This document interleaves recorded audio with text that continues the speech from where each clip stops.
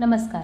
तर आज आपण जाणून घेणार आहोत की दीप अमावस्या कधी आहे व दीप अमावस्येच्या दिवशी दिव्यांची पूजा कशी करतात. दीप अमावस्या 24 जुलै 2025 वार गुरुवार रोजी आहे.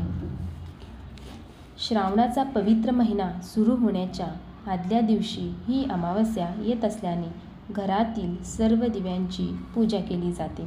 आषाढ महिन्याच्या शेवटच्या दिवशी म्हणजेच अमावस्येला आषाढी अमावस्या किंवा दीप अमावस्या असे म्हणतात.